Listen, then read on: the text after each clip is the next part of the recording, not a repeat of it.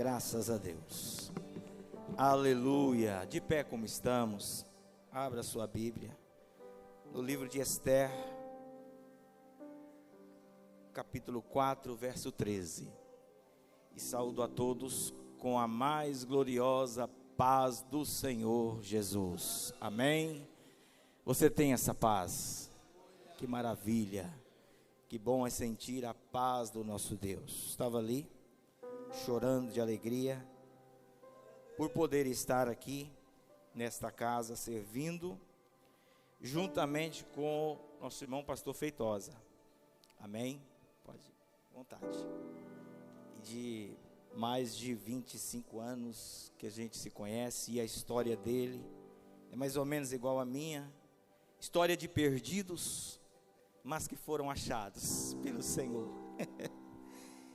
E chorando por quê? Porque até aqui nos ajudou o Senhor. É Ele quem nos sustenta, é Ele quem nos ajuda, amém? Diz assim a palavra de Deus, livro de Esther, capítulo 13.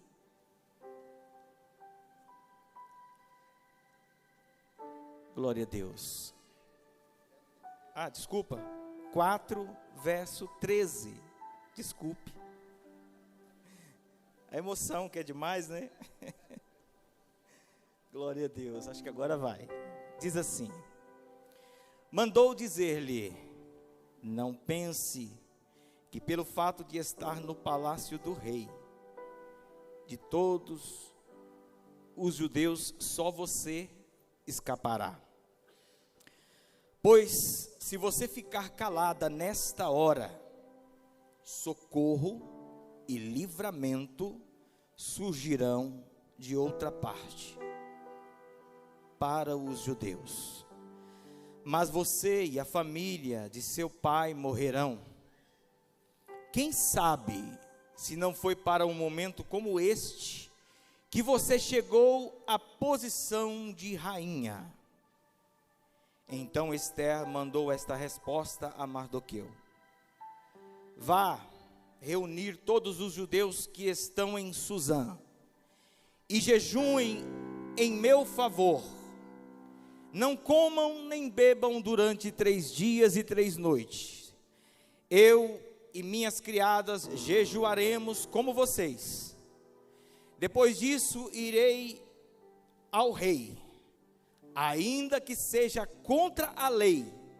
Se eu tiver que morrer, morrerei. Amém?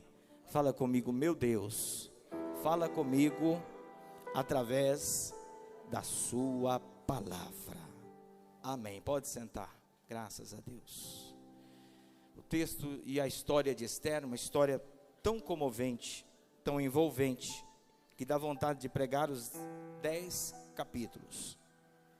Tendo em vista a beleza dessa história, teremos lampejos das grandezas de Deus quando Ele resolve livrar o seu povo.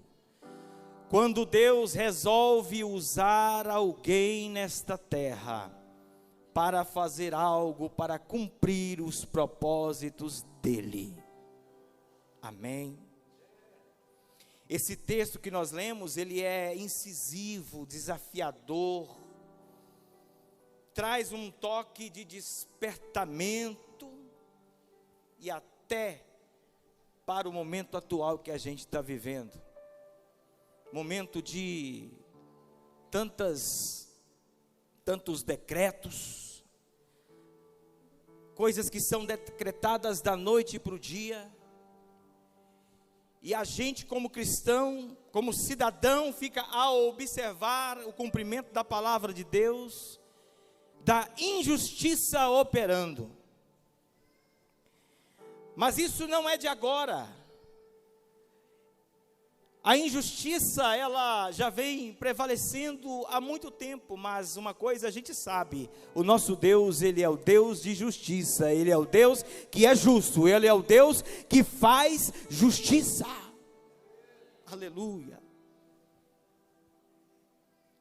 Esse Deus, Ele trabalha e a gente nem nota.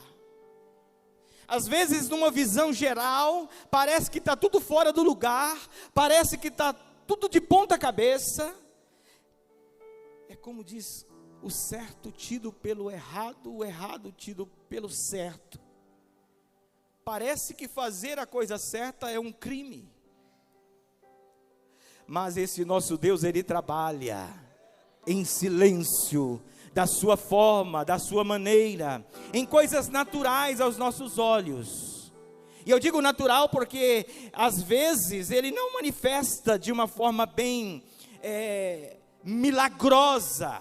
Ele vai operando de maneira sutil, usando um, usando outro, usa uma autoridade, usa outra, usa alguém, seja ela autoridade ou não, seja ela de alto poder aquisitivo ou não, Ele usa e faz acontecer da sua maneira, do seu jeito, aleluia.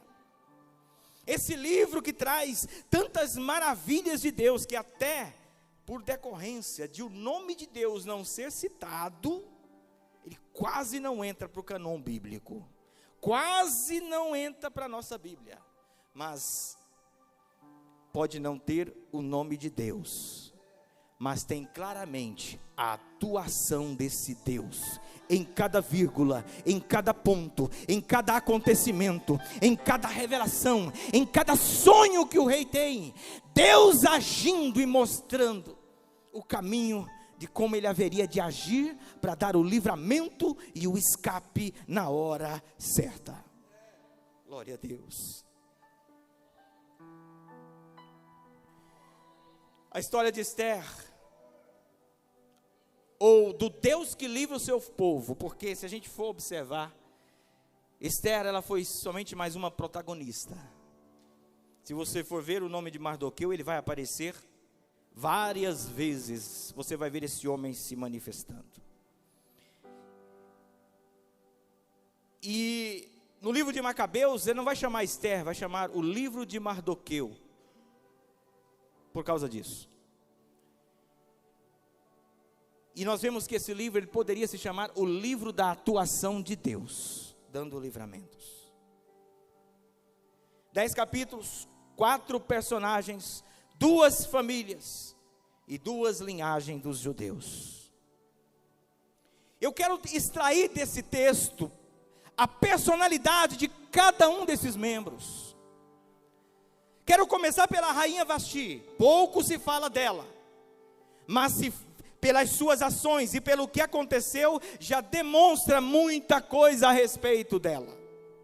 A primeira coisa que a gente precisa entender a respeito dela é que, de uma certa forma, ela era arrogante. Pelo fato de estar acontecendo uma festa, e ela não responder ao chamado do rei, ela também não sabia seguir protocolos, porque se prepara uma festa, e se você for comigo no capítulo 1 do livro de Esther, você vai ver que esse rei, mesmo ímpio, Xerxes, ele tinha características ímpares, que são dignas de serem mencionadas. A festa que ele preparou, ele não teve dó, ele fez tudo para ficar perfeito. Taças de ouro, utensílios de prata, a melhor bebida, a melhor comida. E poderia se pensar assim, ele chamou os governadores, chamou os príncipes para fazer parte dessa festa. Sim, mas a Bíblia vai fazer menção e dizer que ele chamou não só os príncipes, ele chamou até, desde o mais rico até o mais pobre, para participar dessa festa. E não sou eu, só aí o que eu falei já demonstra que ele era um rei generoso. Diga comigo, generoso. Generosidade. A Bíblia diz que o piso era de mosaicos desenhados. Depois, quem foi usar isso foram só os gregos. Vários mosaicos no piso, era uma coisa linda de se ver. Você entrava, você ficava abismado. Aquilo tudo de mármore, a coisa mais linda. E de repente, no final da festa, ele faz uma festa e convida ali as 127 províncias, os seus príncipes. Ele era o reino em que ele tomava conta era muito grande. E aí no último dia da festa ele manda chamar a sua rainha, Vasti, para que ele pudesse demonstrar e mostrar a beleza dela para todos os seus convidados. Mas ela nega o convite. Ela diz que não iria. E isso seria uma grande afronta para o rei. Por isso eu disse que isso seria uma certa arrogância, e ela não sabia seguir protocolos. A palavra protocolo, ela vai nos chamar a atenção para as coisas que são regras, coisas que já foram estabelecidas. É como que se dizer que se fosse uma lei.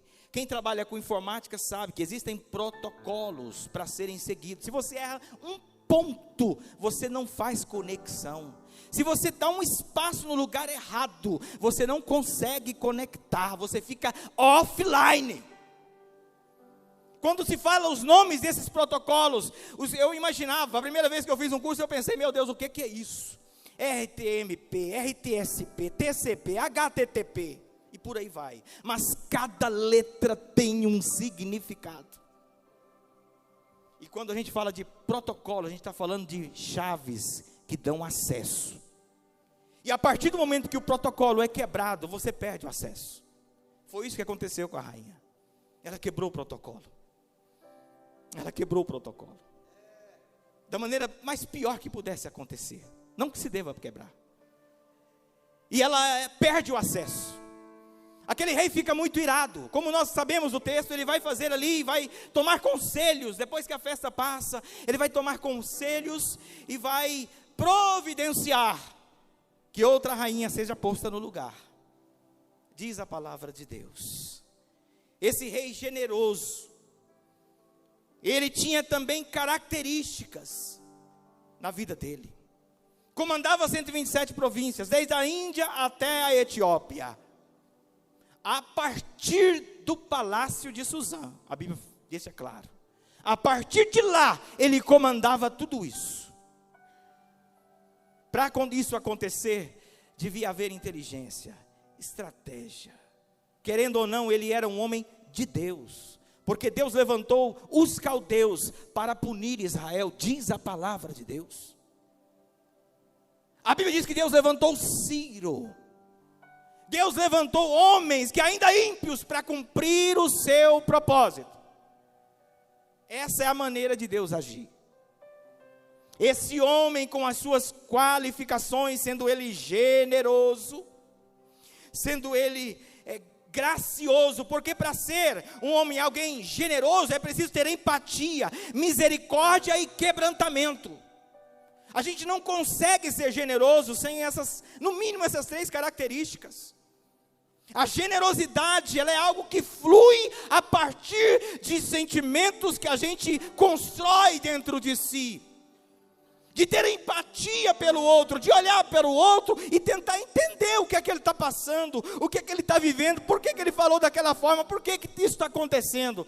É tentar entender o que acontece. E quando a gente faz isso, a gente começa a identificar os protocolos. Pode ter certeza de uma coisa: quando você começar a observar, aleluia, o que é que tem acontecido com alguém, tentado entender a vida e o coração de alguém que está em alguma situação, pode ter certeza, Deus te dará a chave para você romper obstáculos, coisas que talvez te impediriam, seriam barreiras para você prosseguir no seu ministério, nas suas relações interpessoais, no seu trabalho, na sua vida espiritual. Barreiras serão quebradas. Sabe por quê? Porque você abriu teu coração para que Deus te desse a entender as maravilhas dele na sua vida. Glórias! E é isso que Deus quer, que a gente possa ter a capacidade de cada situação a gente ter a chave para poder passar, para poder resistir, ter resiliência, capacidade para poder ir pro próximo passo. A generosidade, conforme a Universidade de Notre Dame, é uma virtude de dar coisas boas aos outros de forma espontânea e plena. Pessoas generosas são mais felizes existe uma ligação entre a generosidade e a felicidade. Segundo um estudo realizado por pesquisadores da Universidade de Zurique, da Suíça, a simples promessa de ser mais generoso pode resultar em alterações no cérebro que estão ligadas à felicidade. Ser generoso faz você feliz e faz os outros serem felizes. Comentando essa semana com um dos nossos irmãos pregadores sobre a generosidade, ele contou uma história interessante. Ele falou assim: olha, havia uma senhora, um supermercado com vários caixas, e o gerente notou que a fila de um determinado caixa era maior do que dos outros. Sempre aquela fila era maior, pastor Carpegiani. E ele foi observar o porquê daquilo. E ele começou a prestar atenção de como aquela senhorinha que cuidava daquele caixa tratava os clientes. Ela não tinha dinheiro, era uma funcionária, mas ela tinha palavras. Ela, quando ia atender alguém, ela falava com alegria, ela tratava bem, ela era respeitosa, e as pessoas eram cativadas por aquilo. E quando elas olhavam o caixa, que ela via aquela senhorinha, talvez eu imagino que elas imaginavam: o meu dia hoje vai ser melhor, o meu dia hoje vai ser diferente, eu vou ser atendido por aquela senhorinha, que toda vez que ela me vê, ela fala bom dia, boa tarde, boa noite, ela pergunta para mim como eu estou, ela me deseja boa sorte, ela me dá um Deus te abençoe, aleluia, aleluia. E ele descobriu que aquela senhorinha, ela era generosa, mesmo não tendo dinheiro, não tendo condições financeiras para ajudar alguém de repente com dinheiro, mas ela tinha generosidade no seu coração, e ela distribuía isso para qualquer um, aleluia. E isso é um grande exemplo para nós, irmãos. Eu acho que muita coisa que a gente vive, que a gente precisaria de repente marcar uma consulta com um psicólogo, estaria resumida em alguns textos da palavra de Deus como esse. Esse homem, ele era generoso, e alguém vai e quebra o protocolo, e a própria lei da semeadura vai mostrar que às vezes a pessoa colhe aquilo que ela planta, não é verdade? Outra pessoa que aparece nessa história é Mardoqueu, que era um homem que tinha foco nas oportunidades. Você não vê ele com um grande projeto na mão, você não vê ele com uma grande ferramenta para trabalhar, você vê às vezes ele parado em algum lugar, observando, olhando tudo o que estava acontecendo. Ele observava. Esse Mardoqueu, tio de Esther, aquela que foi escolhida para ser rainha de Assuero ou Xerxes, era tio dela, e ainda mais a sua atenção dobrou, e por várias vezes isso vai ser demonstrado. A Bíblia diz que ele, por intermédio dele, o rei teve um livramento, pois alguns servos haviam se rebeliado contra ele, estavam intentando matá-lo, e esse Mardoqueu vai avisar a guarda que estava acontecendo isso. Foram tirar a prova, era verdade. Esse Mardoqueu, que tinha foco, que observava tudo, que era um homem com olho de águia, era um homem que era usado para os propósitos de Deus. Ele era um chamar. O judeu chamava um guarda de chamar, que é a mesma raiz que vai chamar Deus de Jeová chamar, o Deus que guarda, que é protetor, que está em pé a guardar, que está inclinado adiante para prosseguir e dar segurança. Ele era um chamar, não diferente de muitos hoje, que são pessoas que têm os seus olhos fixos em tudo que está acontecendo, que chega, que vê um copo no chão, ele pega, que vê alguma coisa errada fora do lugar, ele vai lá procurar fazer, ele vê alguma situação, ele tenta apaziguar, ele tenta trazer a paz, ele tenta dizer: Jesus vai voltar, aleluia. como diz o pastor. Aleluia. Que tem os olhos fixos em tudo que está acontecendo e não fica parado quando precisa agir, quando precisa tomar uma atitude. Assim era esse homem. Glória a Deus. Deus colocou ele como um vigia. Vigia se coloca na posição para ver o que acontece no horizonte.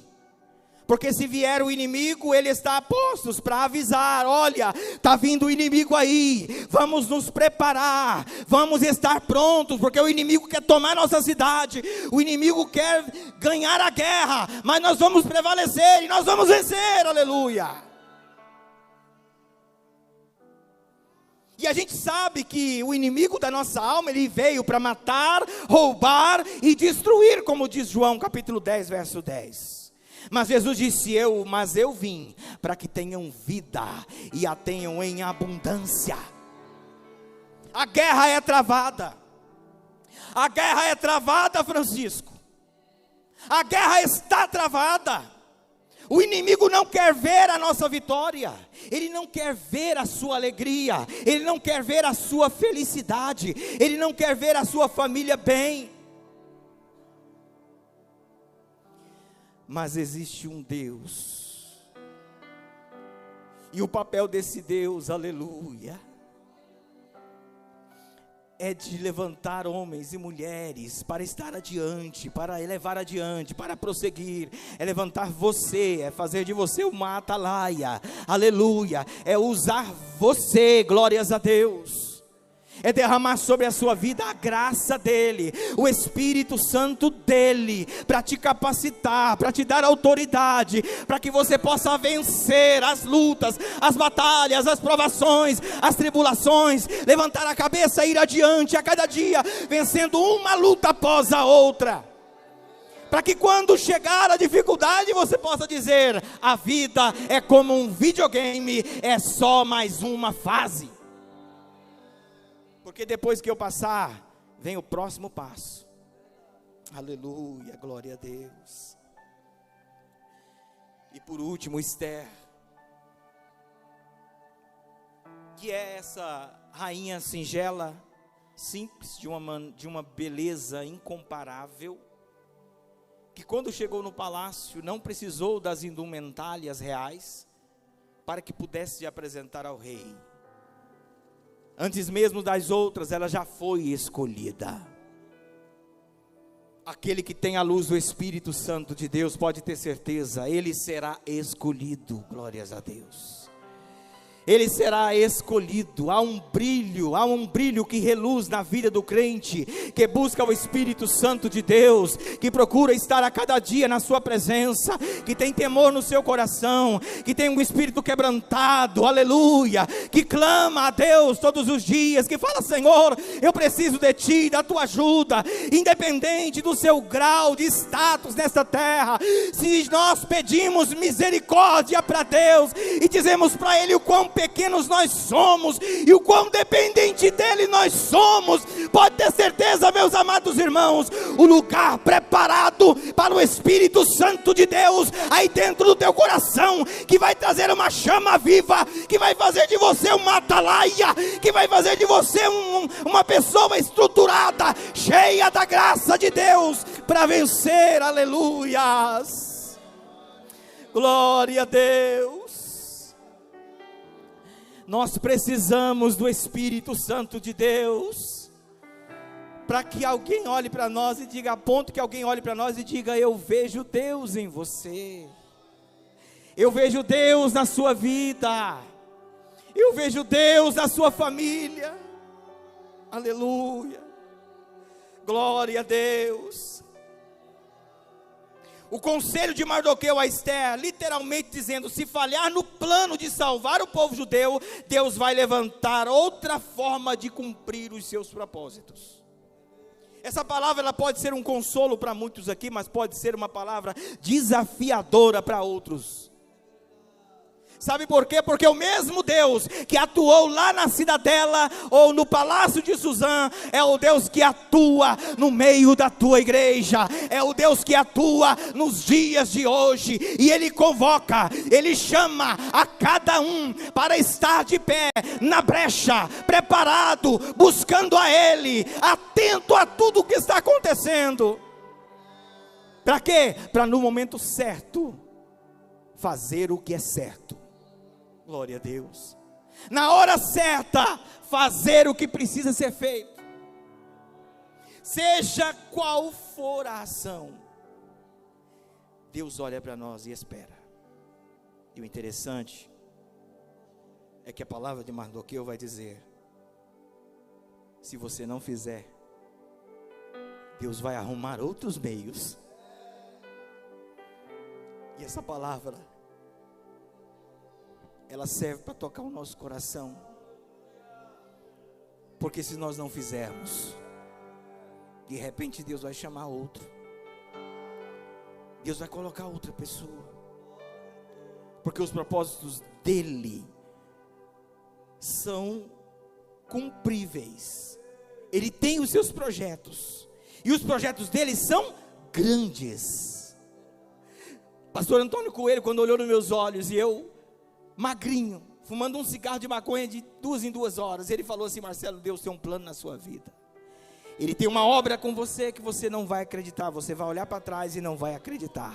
E de repente ele começou a falar aquelas palavras, meus olhos foram enchendo de lágrimas, e eu acreditei naquelas palavras.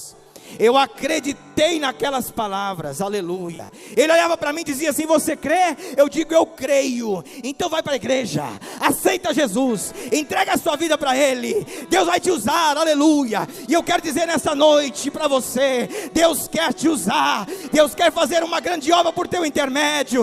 Deus te escolheu. Talvez você está pensando: eu não sou nada, eu não consigo fazer nada, eu não tenho sabedoria. Saiba de uma coisa: Deus nos usa da maneira que nós somos uma ferramenta específica para cada área da vida de alguém nesta terra. Por isso, se coloque de pé, aleluia.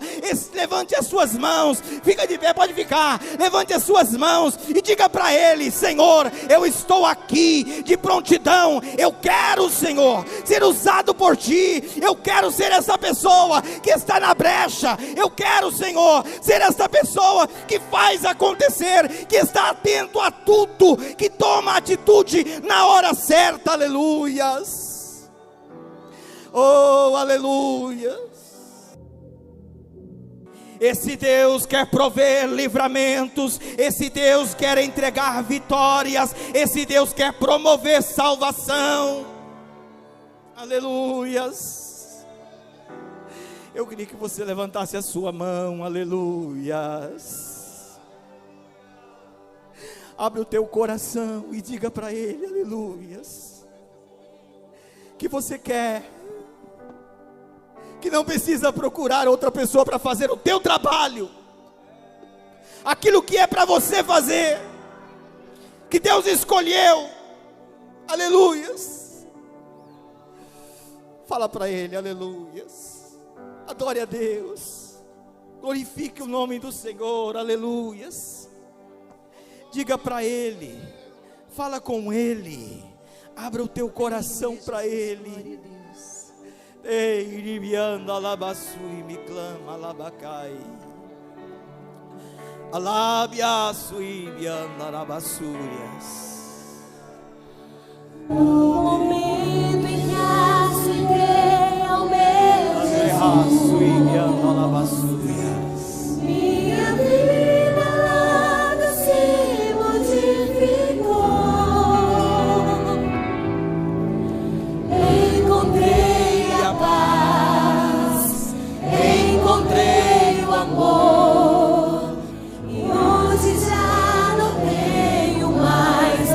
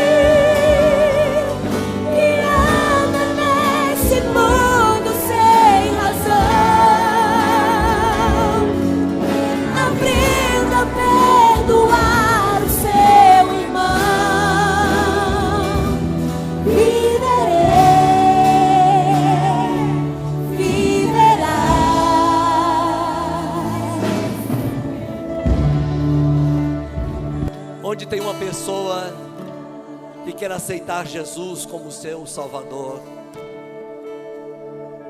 aceitá-lo como o Senhor da sua vida, passar que Ele venha reinar sobre a sua vida, passar que Ele venha ser Senhor da sua vida. Talvez tenha alguém ou alguma situação que está sendo Senhor da sua vida. Talvez pecado, as coisas desse mundo, algum vício que você não consegue se libertar dele, ele tem tornado o seu Senhor. Tantas vezes você obedece ele, vai ao botiquinho, volta lá, quem sabe a boca de fumo, porque aquele vício está sendo o seu Senhor. Mas eu ofereço para você nesta noite um Senhor que é Senhor da vida, que pode mudar a história de um homem, como mudou a do pastor Marcelo, que gastava o que não tinha para voltar novamente a ter o desejo constante de voltar às drogas. Quem sabe família inteira sofrendo.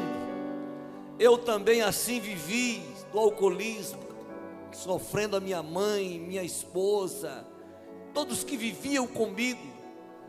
Quem sabe não é a realidade da sua vida.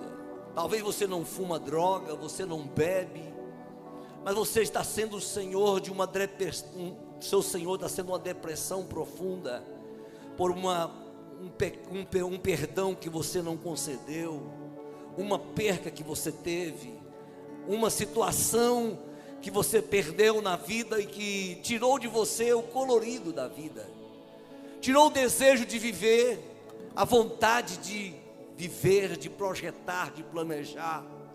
E você está cansado desse estilo de vida.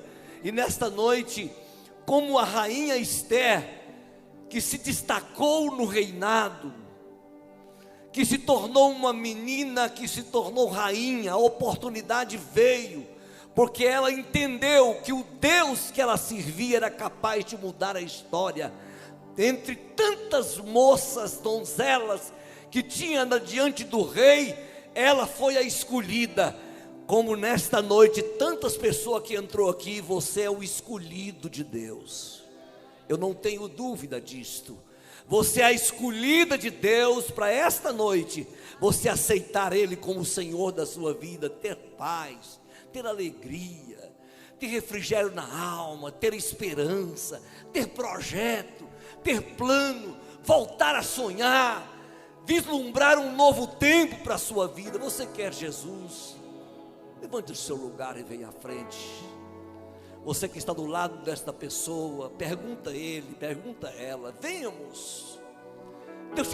Deus te chama nesta noite. Não precisa ter vergonha de vir aqui à frente e receber a oração, porque você estará sendo conhecido no céu. Deus lhe conhecerá no céu nesta noite, e Ele, através da minha palavra de oração, você vai ser abençoado por Ele. Eu pergunto mais uma vez: venha Jesus. Se eu pudesse vir por você, eu viria, porque não tem outro caminho para seguir, não tem outro caminho para nós entrarmos. Há muitos caminhos que levam a Roma, há muitos caminhos que levam a São Paulo, mas só tem um caminho que leva ao céu. É Jesus de Nazaré, o que morreu, ressuscitou e ao terceiro dia foi para o Pai. E agora você tem a liberdade de vir aqui e falar: eu quero Jesus na minha vida. Quando eu começo a falar isso, me dá vontade de ir aí, te abraçar e trazer você, porque eu sei o quanto é bom servir a Deus, servir a Jesus. Não tem nada melhor nesse mundo, e eu fico com vontade de trazê-lo, para viver o que eu vivo, para viver o que eu vivo.